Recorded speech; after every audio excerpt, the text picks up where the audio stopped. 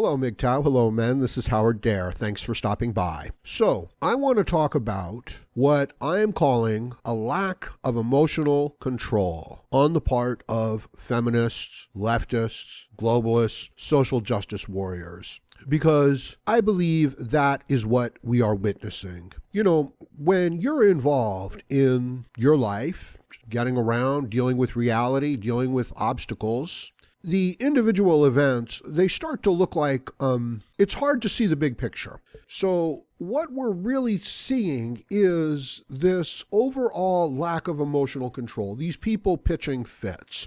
They can say they don't like Trump's immigration policy. Right? They can say that the Russians hacked the election. They can say that women only get 75 cents, on the dollar for what a man gets. They can say, that this immigration policy, lacks humanity. They can say that you can't build a wall because it sends the wrong message. So they say all these things. They say a great many things.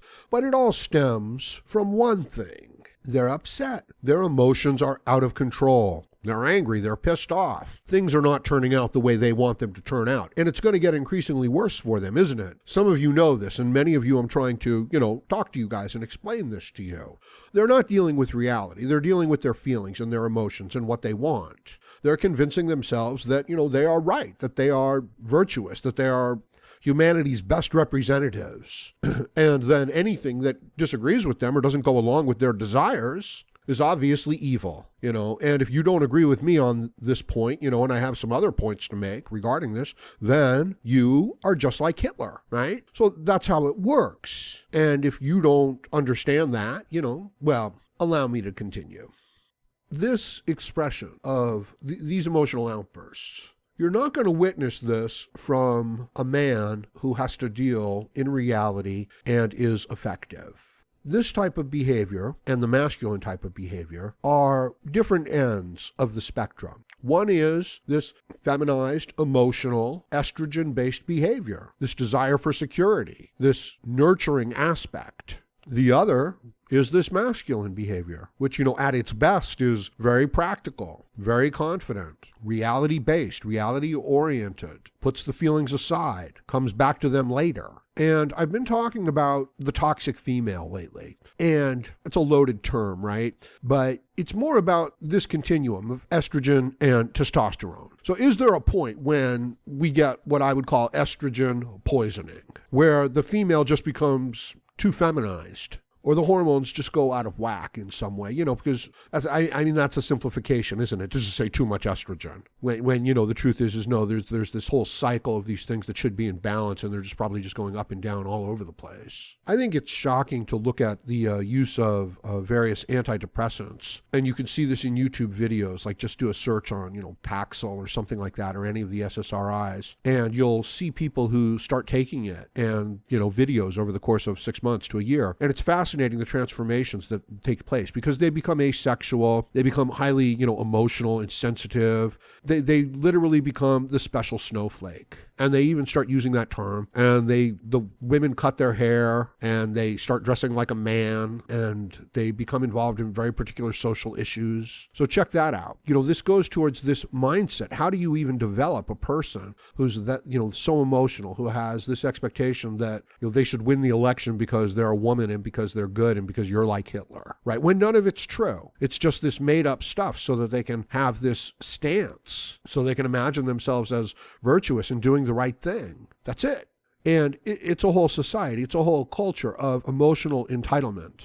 And the men are indoctrinated in it. They're brought up in it. This is what the media projects as normalized behavior, and it completely discourages the masculine, practical behavior, which is what the man and the male, the young man, the young boy growing up, it's what he needs in order to become strong and capable and fit. Otherwise, he becomes an emotional dependent on the state, and he has a horrible life. And then he runs around trying to please the people around him and the feminized state and the gynocentric world around him. He tries to please them and he can't. And it's in opposition to his own physiology, to his own male physiology. When you ask a man to say that he's no different from a woman, you are essentially physiologically castrating him. You're putting a complete damper on his whole physiology. But when you say to a woman, hey, you're not as strong as a man, you don't do her any harm. There is no great physiological response that takes place within her. So when you say we're equals, you're hurting the man. Not because it's an insult, because women are so beneath a man, but because the man has to be built up into this creature of, overcoming obstacles, of dealing with reality. There will not be an emotional system. There will not be a government system. There will not be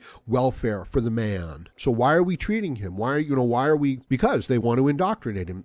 They want to indoctrinate him. They want him to go along with their system, right? So I understand that it's extremely difficult for men out there, and that it's like hopeless for a young man trapped in a situation like this. But then there are other men who are taking control of their lives, who take control of their health, who are strong, who have a good attitude, and who are moving forward in their lives. And that's the attitude that a man needs to have. But he can't have that attitude in a society that's geared towards pleasing women and creating this entitled princess bitch. And she goes crazy, right? As she gets older and she hits the wall and she loses her sexual market value and men are no longer attracted to her and she can't manipulate and command that attention, she starts to go crazy. And with the, antidepressants, and with the attitude and values that our society and our culture creates and fosters through the media, through all of our institutions, it's this emotional coddling. It's this prioritizing of unimportant, emotional, subjective measures. And it's this minimizing and demonizing of this practical male behavior, this requirement for respect and human dignity and freedom. Yeah,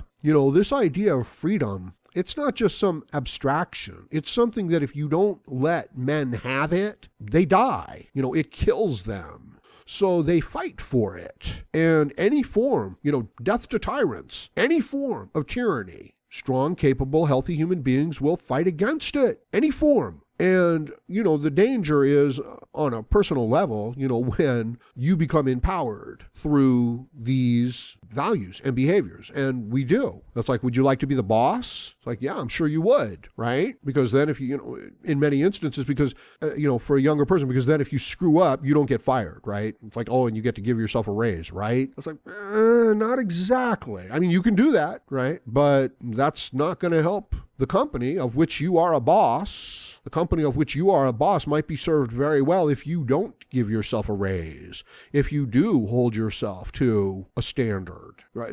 That's the only way to that your company is going to get ahead. Unless you get lucky and you win the lottery or something like that. I think you understand the contrast that I'm trying to make, right? It's the difference between somebody getting lucky and living in fear and having to get by on their wits and their friendships the whole time versus somebody developing their skills and their abilities and being able to overcome obstacles and deal with problems as they come along and have a plan, execute that plan, make adjustments to that plan as necessary, because it will be necessary, and not get distracted, not get all emotional and lost in the whole thing. That's what a man has to be able to do. And if he loses that ability, if you mess with his emotions, this is what men don't understand. Like, if you make them watch an emotional movie and then you start making them feel guilty and then you start shaming them, they lose their ability to do that. And when they lose their ability to do that, they become sick physically. They become lost in mindless pursuits and hobbies that don't actually build up their strength. And this is what we're witnessing, so we're witnessing this explosion of crazy entitled princess bitches, of these crazy women and their crazy ideas that are destroying civilization. And men are going along with it, because the men just want to please the women and they're raised in this system. And then you're looking at the destruction of the strong, capable, like middle-class tradesmen. Just the man who can actually do a good job and get things done. And not all of them, of course. I mean, there's a lot of you guys that are hearing this and they're saying, no, Howard, I've got this. And I know you do. And I look to men like you and say, what can I do to be more like that? Because that's what a man needs to be able to do in life. And that's what I try to do. And that's what I encourage in other men and try to help in other men. And when I witness the other behavior, I'm getting less and less emotional and less upset about it and more just, focused on setting a different kind of an example or providing different kinds of information. I may have gone off track here a little bit, but not really. It's this overindulgence of the female. It's the prioritizing of the woman's wants and needs throughout all of civilization, throughout all of the institutions, in the way that the young are raised.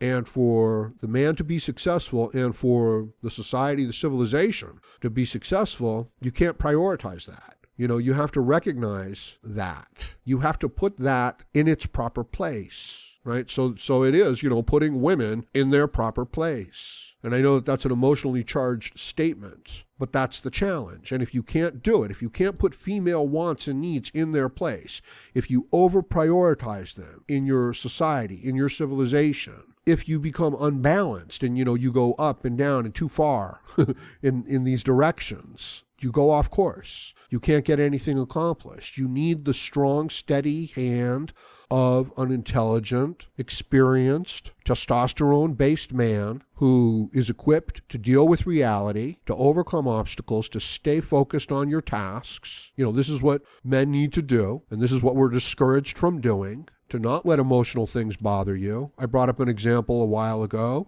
If you were flying a plane and they came to you and they said, there's a passenger in the third row and they think your shoes are stupid, right? You wouldn't crash the plane. You wouldn't start to cry. You wouldn't do anything about it. You would just say, that's, don't even tell me about things like that while I'm flying the plane. After I land this plane, then I'll deal with it. No, not really. You would need to be the type of person who doesn't really care about those types of things or recognizes how unimportant those things are. So as a society, as a civilization, we need to be like, the good pilot who knows what's important. And as a man, as the leader in your individual life, this is what you need. You can't get distracted. You can't be chasing after, getting people to like you or virtue signaling. You have to do what's right for you, your future, your health. Hopefully that translates into, I know that's a little vague. Anyway, I'm going to leave it at that for now. So let me know what you think about this in the comments section below. Please like, share, comment, subscribe, donate, and join me again, Howard Dare, as I plan to have more content for you. Thank you, MGTOW.